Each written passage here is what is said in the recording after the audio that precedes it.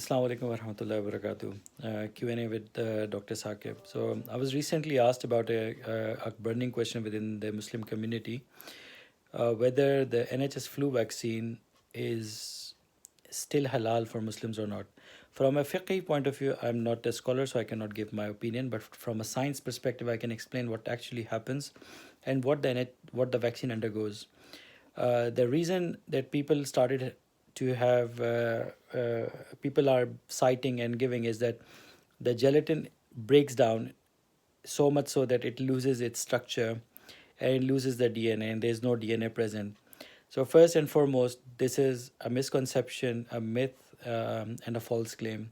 It's not proven. Until it's proven, we cannot say that. Second thing is, let me try to explain this concept. Gelatin is added in the vaccines as a stabilizer. So the gelatin is broken down into a smaller molecule, but only to the size that still retains the property of gelatin being a stabilizer. It cannot go below that threshold. When they break it down, according to NHS, they break it down into peptides. Now, please remember what the peptides are. Peptides are made up of amino acids. Amino acids are building blocks of the body because 20 or more amino acids combine to make proteins. You need proteins to survive, right? The protein is a building block of the body. Now, when these gelatin become peptides, they're still the same. They're still the same origin, right? They're still from the pork. They're still porcine gelatin. The only thing is, it changed from a bigger structure to a smaller structure. But in essence, they have not transformed into something totally different. So, a biologic product is a biologic product, right? You cannot purify it to make it a synthetic product.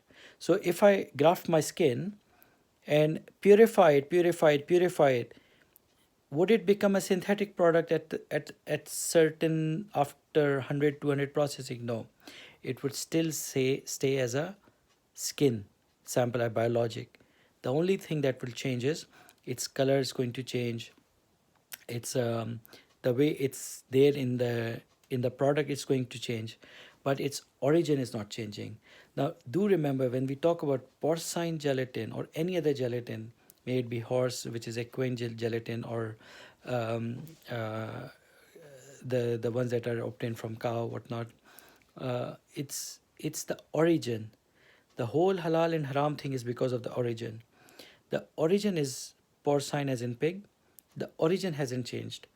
The only thing that has been done is the molecule has changed from a large molecule to a small molecule, and that's about it. And do remember that the DNA is still there. The DNA hasn't vanished, it's not gone, it's not denaturized. And even if you are unable to detect DNA, although it has not been proven scientifically, it doesn't mean that it does not have it. Generally, when we are unable to detect DNA through PCR, it's primarily because we do not have adequate sample size. So even if you take 3 ml of sample, it might have 1 nanogram of DNA, which is impossible for the processing part to amplify, because you need at least 100 nanograms of DNA to amplify it so that you can get an analysis, or you can get that DNA detected. If you don't have a certain quantity, you won't be able to amplify it. So that's my humble request for the people who are trying to use this notion of broken down chains and broken down this and broken down that, that there's no DNA left, there's nothing left belonging to porcine. That is incorrect. The structure is reduced, the origin has not changed, the molecule has reduced, again remembering the origin hasn't changed. And this is the basis that we need to remember when we take an informed decision according to whatever fiqh we are following, that the fiqh decisions are on one place, right? One says yes, one says no.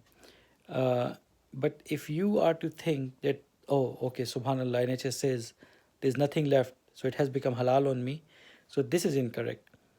The porcine presence is still there. May it be small, but it's still there.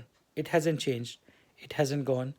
Now you can take an informed decision based on your fiqh that you are following, and based on obviously the circumstances and scenarios going on, especially in this pandemic area. For any questions, feel free to email me or write a question in my comment box. Inshallah, I'll try my level best to answer. Assalamu alaikum.